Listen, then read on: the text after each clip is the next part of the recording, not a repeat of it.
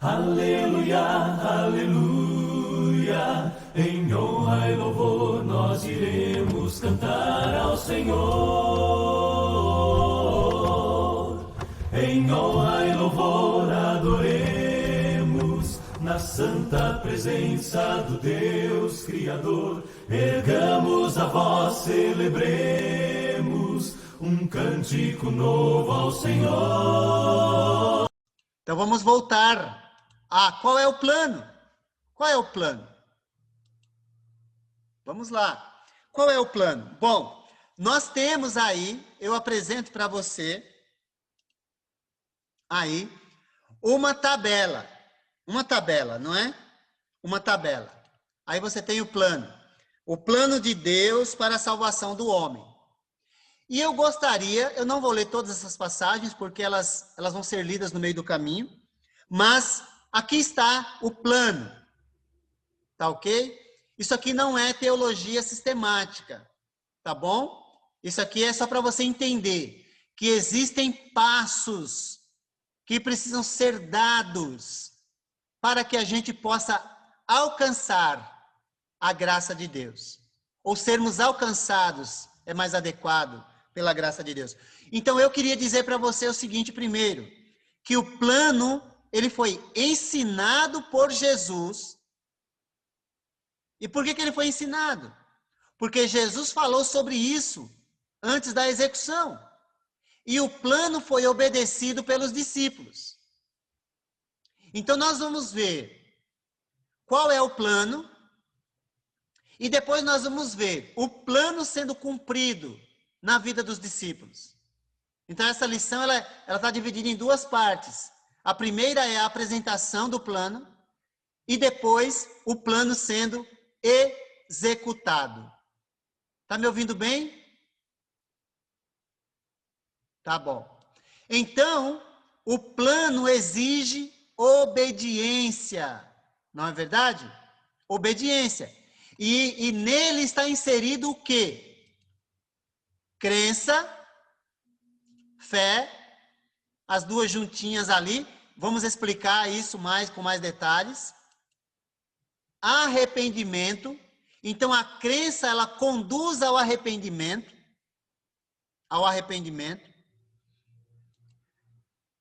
Que conduz à confissão. E nós vamos ver aí o que é isso, tá bom? Que conduz ao batismo.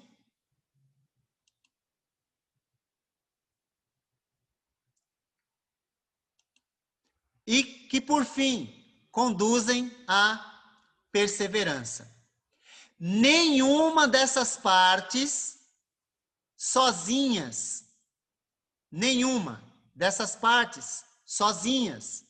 elas refletem o plano que conduz à salvação. Modernamente, algumas religiões ou igrejas dizem que basta ter fé.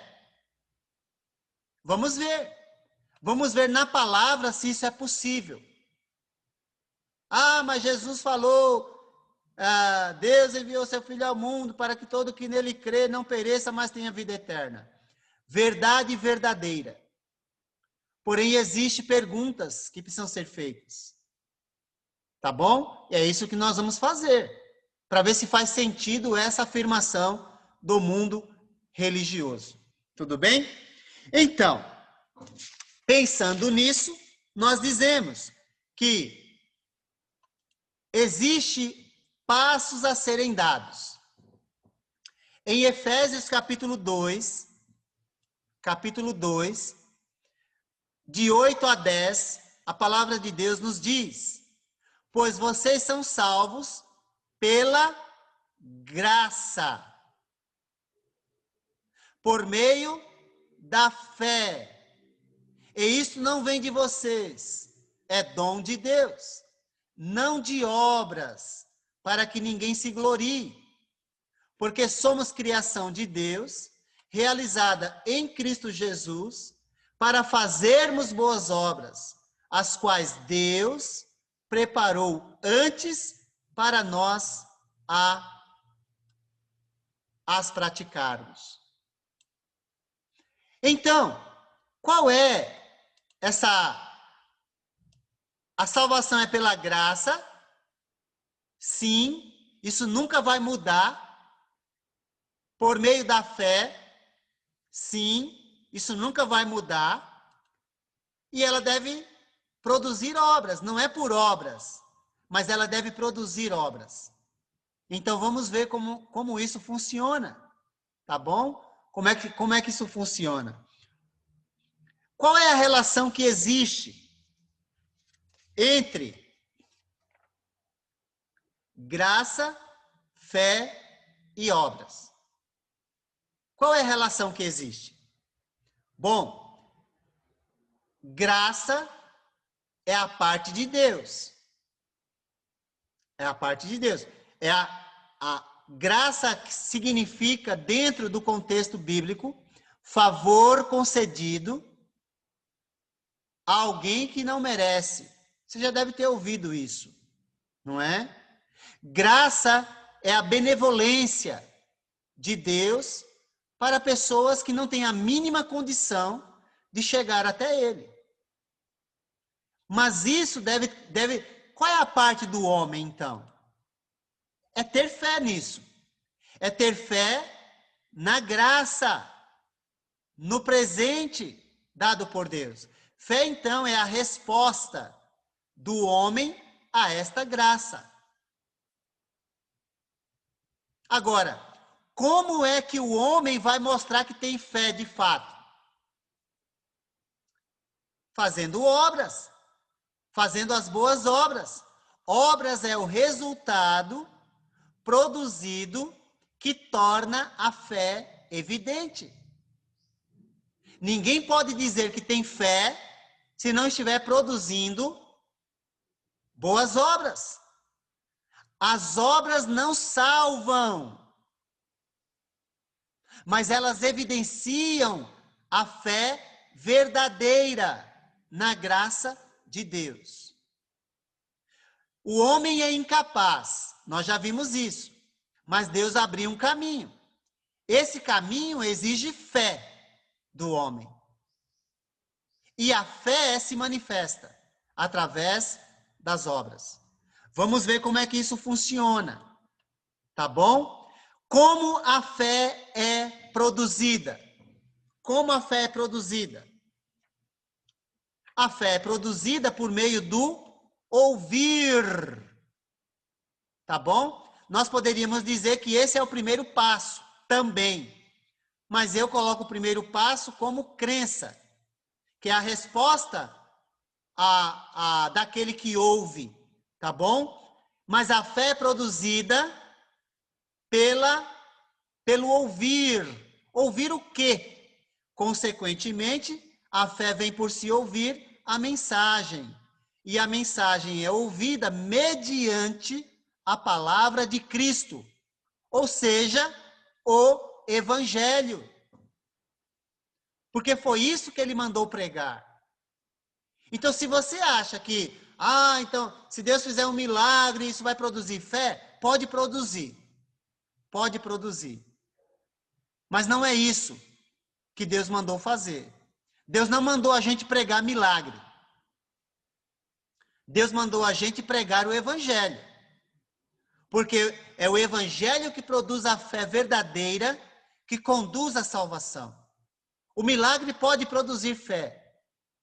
Mas se essa fé não for alimentada pelo Evangelho, mais cedo ou mais tarde, essa mesma pessoa que demonstrou uma fé hoje determinada, amanhã ela pode desistir.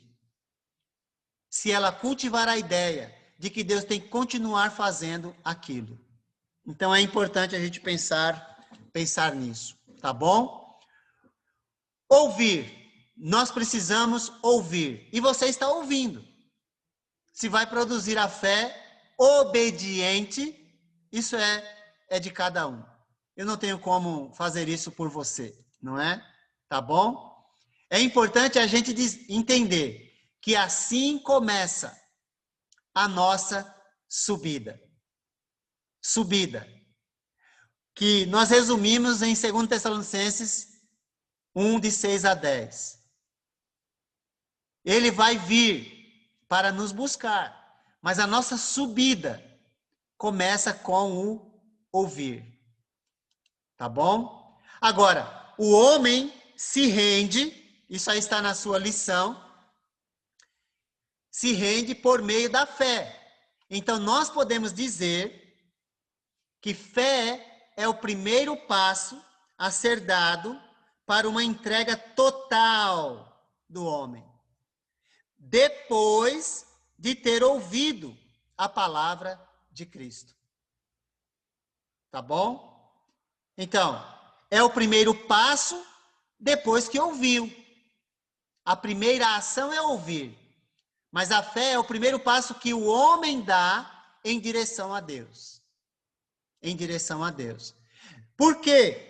Deus, ele tomou a iniciativa de trazer o homem de volta à sua presença, por meio de um apelo cheio de amor e graça.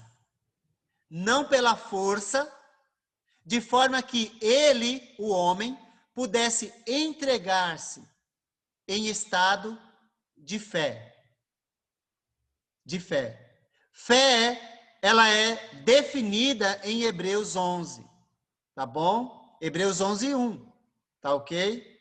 Fé é a única, ela é definida como a certeza, a convicção de coisas que a gente não vê, de fatos que a gente espera. Isso é fé. Você não vê Deus, mas você acredita que Ele existe. Você ainda não vê os resultados da sua fé, mas você crê que eles vão acontecer. E por isso você espera. Tá bom? Então, mas isso é produzido pela graça de Deus. Quanto mais você compreende a graça, mais fé você tem. Mais base você tem para vencer os obstáculos que a vida ela acaba trazendo. Então, agora, se fé é o primeiro passo, então nós vamos dizer que fé é o centro, olha, é o centro da nossa salvação, que é manifesta por meio de certas ações. Quais são essas ações? A primeira delas é a crença, tá bom? Isso significa que, olha, a fé está no centro da sua mão e você precisa trilhar certos passos para manifestar a fé. Tá entendendo? Nós precisamos manifestar alguns passos em nossa vida para mostrarmos que temos fé. Tá ok? Vamos trilhar esse caminho.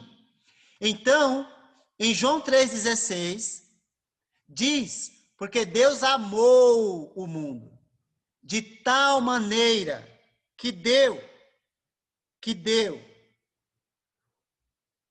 o seu Filho unigênito, para que todo que nele crê não pereça, mas tenha a vida eterna. Então, a fé e crença se misturam, tá bom? É por isso que você tem somente a primeira parte aí, mas você tem João 3,16 anotado aí na sua lição, tá? Mas é para você entender que a fé, ela é um conjunto de coisas que se manifesta através de atitudes. E a primeira atitude é crer. Mas nós precisamos compreender o que é crença. O que é crença? Mas crença é uma atitude, é uma obra de obediência que acompanha a fé. Certa vez, perguntaram para Jesus, quais são as obras de Deus? As obras no plural, para que as façamos. Jesus respondeu no singular. Olha que beleza. Abra em João 6, 28 e 29. João 6, 28 e 29. Uma voz feminina, pode ler, que é de novo, né? E depois volta às vozes masculinas. Alguma aluna gostaria de ler?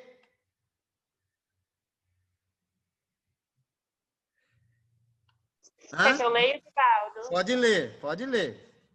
É o 28 e 29, né? Isso. Nós também queremos realizar as obras de Deus, disseram eles. O que devemos fazer? Jesus lhes disse: esta é a única obra que Deus quer de vocês. Creiam naquele que ele enviou. Ótimo. Maravilha.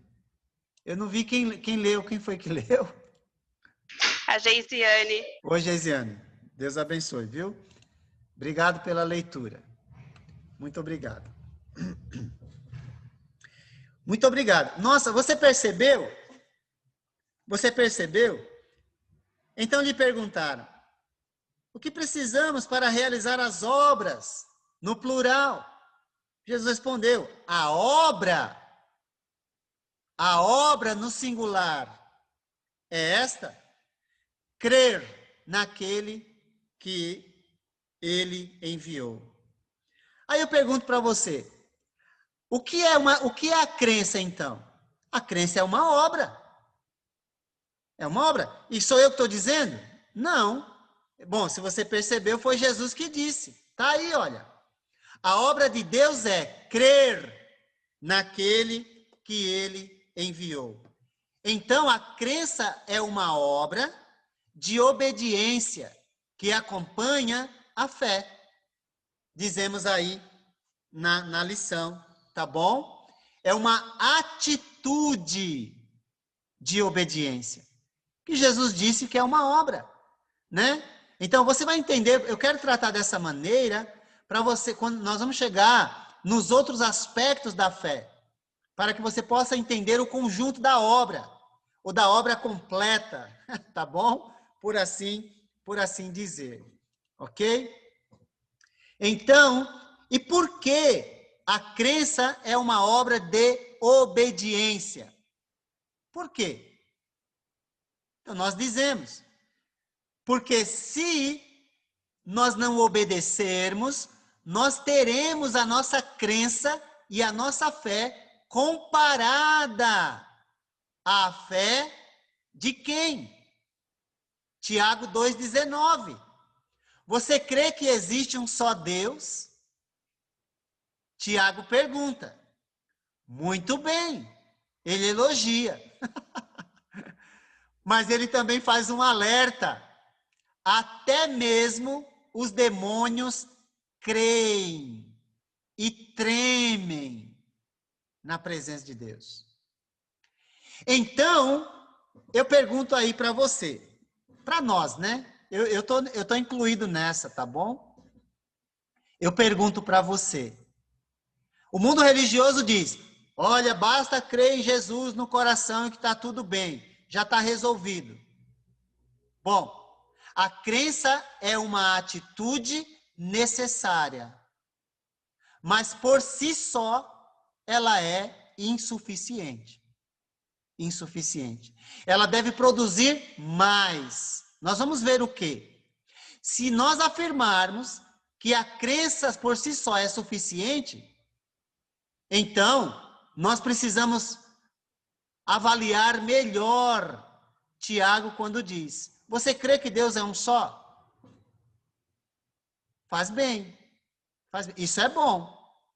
Mas cuidado. Cuidado. Os demônios creem também. O que Tiago está nos alertando? Que a crença verdadeira, ela deve produzir algo. A fé verdadeira deve produzir algo. E o que é esse algo? Obediência. Obediência a quê? 2 Tessalonicenses 1, de 6 a 10. Obediência ao Evangelho. Nós vamos chegar lá. É só para você ir ligando as partes, não é? Dessa colcha de retalhos que nós estamos aí colocando, tá bom? Enfim, espero que você esteja acompanhando o raciocínio, que não é meu, ele vem direto da fonte. Então, nós precisamos ouvir, e já sabemos disso, mas o ouvir deve produzir algo. O que é que ele deve produzir? Ele deve produzir crença, deve produzir fé. E nós sabemos já que a crença, ela é parte da fé. E ela se manifesta por meio de uma obra de obediência. A crença é uma obra naquele que foi enviado. Então, a crença é uma atitude de obediência que deve ser manifestada por mais alguma coisa. Vamos ver o quê? Vamos ver o quê? Então, nós estamos aí continuando a nossa subida. Nós começamos com o ouvir e estamos subindo, mas nós não chegamos lá ainda. Se alguém disser para você que a crença basta crer e está tudo bem, Jesus não disse isso. E se ele disse, aí você me mostra onde ele disse. Ah, João 3,16.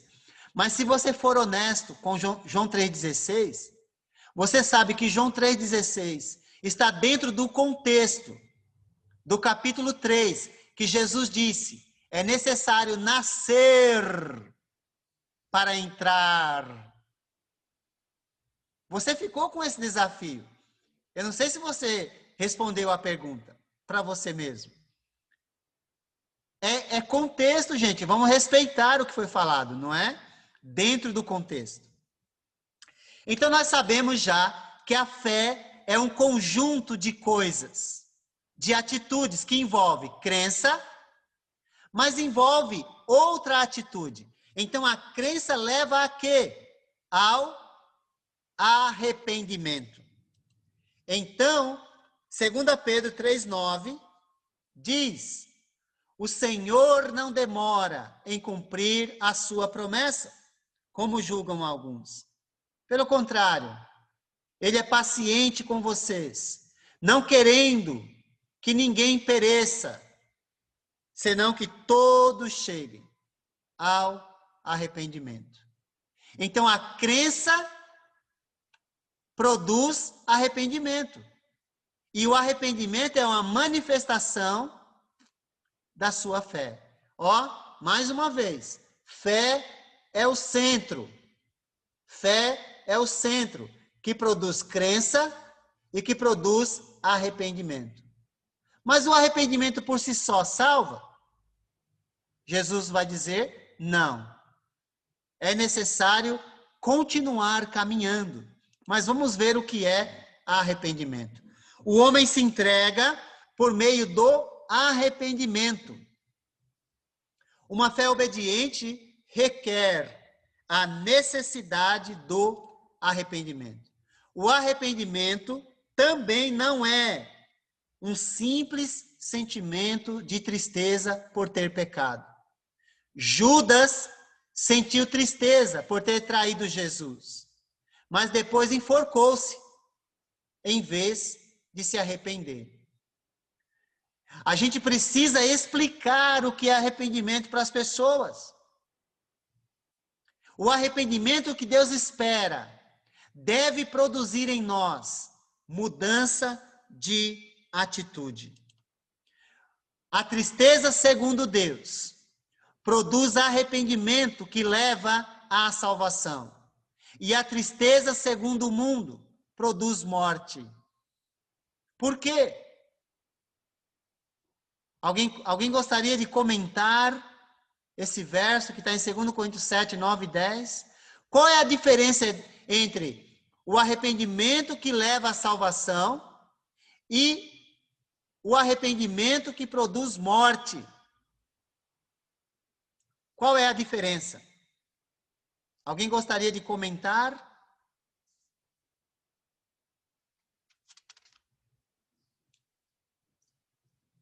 Não? Não chegou nada aqui, então eu vou continuar. Aí daqui a pouco começa a chegar um atrás do outro, né? Mas tá bom, vamos assim mesmo. Eu vou rápido aqui.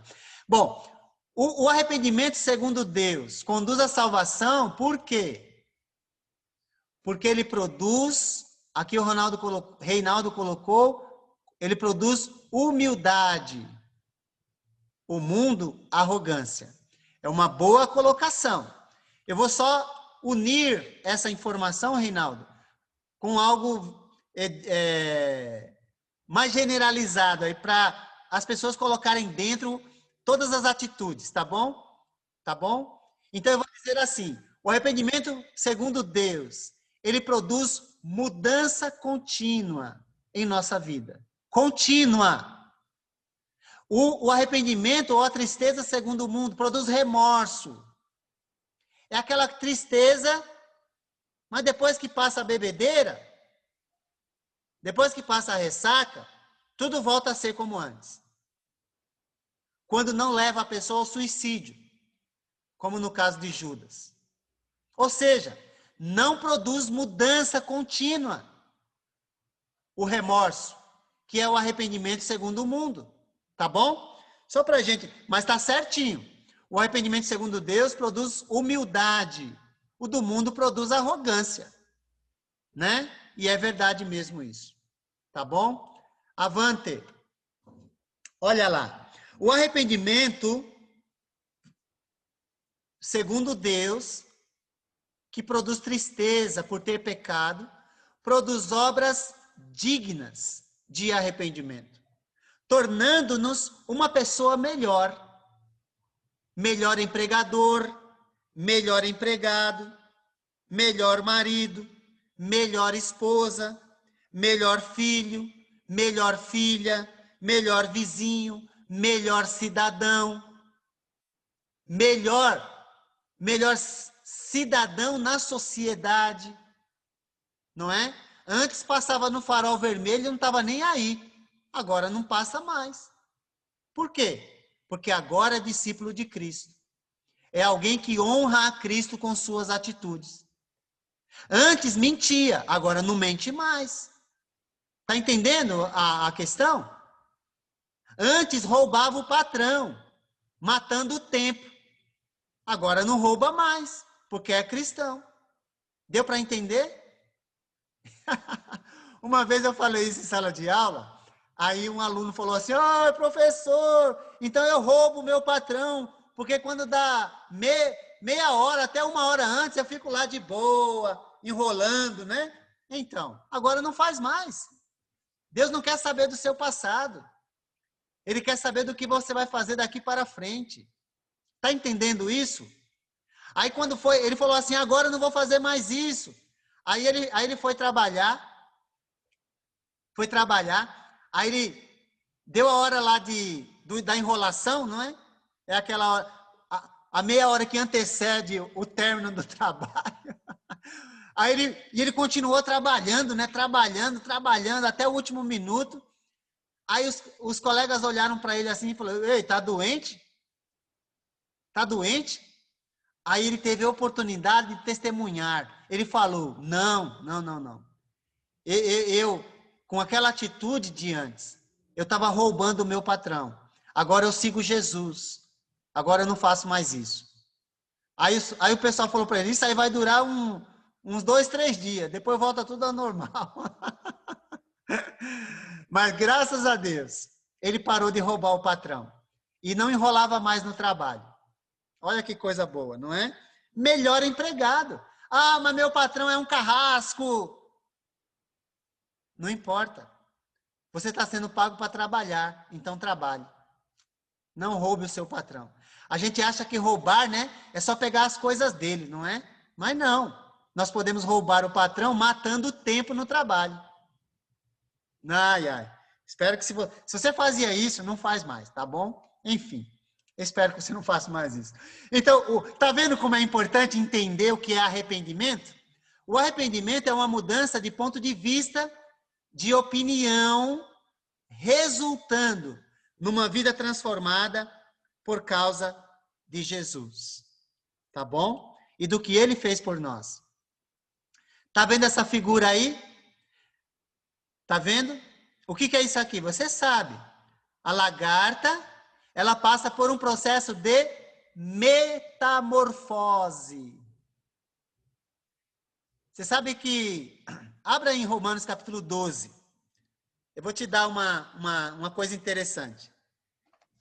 Quer dizer, eu acho interessante. Pode não ser para você, tá bom? Romanos 12. Eu vou até descompartilhar aqui, interromper o compartilhamento.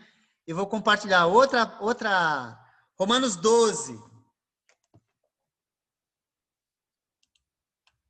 Deixa eu ver se... Eu vou tirar aqui. Eu vou usar esse... Olha que legal. É legal para mim, pode não ser para você, tá bom? Mas eu acho legal. Eu vou fazer a mesma coisa aqui. Romanos capítulo 12.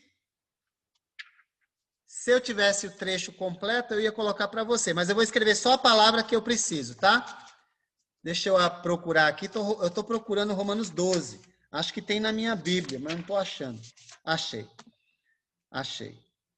Vamos lá. Diz assim, olha.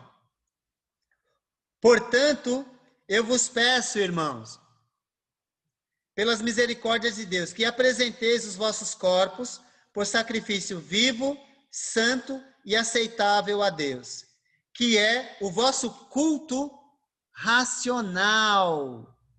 Deixa eu ver se eu compartilhei minha tela aqui. Qual o versículo? É Romanos 12, 1 e 2. Eu vou compartilhar minha tela aqui já. Eu vou escrever aqui, ó. Uma palavra só, tá? E não vos amoldeis a este mundo, mas sede transformados. Olha que beleza. Pela renovação da vossa mente, para discernirdes qual é a vontade de Deus. O que é bom, aceitável e perfeito. Eu vou colocar uma palavra aqui para você ver, olha. Eu vou colocar essa palavra aqui, ó. Ó, vamos lá.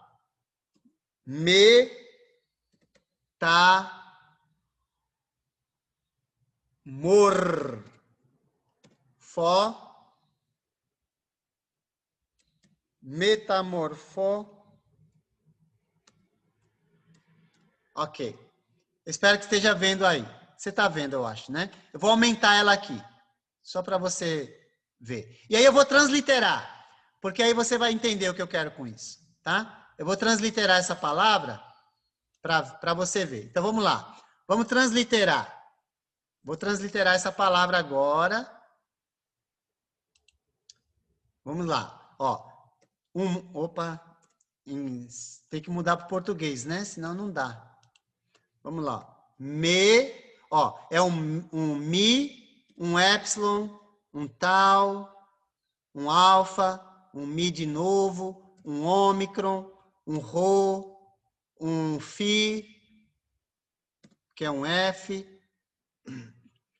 um ômicron, um Y, um sigma, deixa eu ver aqui se está certinho. Está certinho. Um tet e um epsilon. Agora você consegue ler, ó. Metamorfose ou metamorfose. Tá bom? O que é a metamorfose? É o processo de transformação pelo qual passa a lagarta que se transforma numa borboleta. Não é? Isso você sabe, não é? Tá vendo? Eu transliterei, aí fica mais fácil de ler. Um pouco mais fácil, né? Mas é essa palavra que é usada para falar do processo de transformação. E agora eu volto deixa eu ver aqui o slide, onde está? Aqui. E eu vou, olha aqui, ó. Então, olha lá. O que está acontecendo nesse processo? Aqui. Está acontecendo o processo de metamorfose. Ou processo de transformação. Aí eu digo que na vida cristã, nós somos isso. Mas nós não podemos continuar sendo isso a vida toda. Você quer continuar sendo lagarta? Asquerosa, que ninguém quer chegar nem perto? Não é isso? Não é? Não. Você vai passando pelo processo de transformação até se tornar uma linda borboleta. A vida cristã, ela precisa ser encarada como um processo de transformação constante. Eu nunca estou satisfeito hoje com o que eu fui ontem. Hoje eu quero ser melhor. Melhor não no sentido de melhor do que o outro, mas melhor no sentido de ser humano, de atitude. E é isso que Deus espera de mim, é isso que Deus espera de você.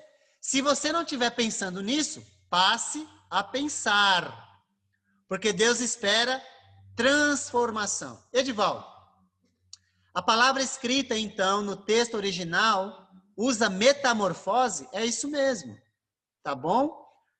Ao invés de transformando-se, é que a palavra transformação é a tradução. Lembra? Lembra que a gente fez esse processo? É a tradução, tá certinho. E eu transliterei para você ler a palavra em grego, tá bom? É só isso. Mas você tá certinho, é isso mesmo. É isso mesmo. Então, quando você ouvir a palavra metamorfose, é a palavra transformação. Tudo bem? E é importante que a gente leve isso em consideração, que a nossa vida cristã é um processo constante de transformação para compreendermos a boa, agradável e perfeita vontade de Deus.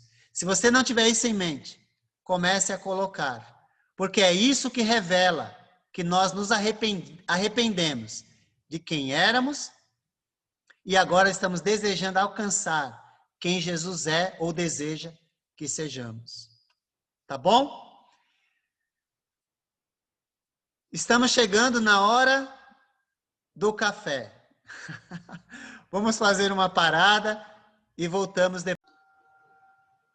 Olá pessoal, Edivaldo mais uma vez. Estamos juntos para dar continuidade ao nosso curso. Terminamos a parte 3 da nossa lição e quero incentivar você a assistir a próxima parte para que nós possamos continuar crescendo juntos na graça e no conhecimento do nosso amado Jesus.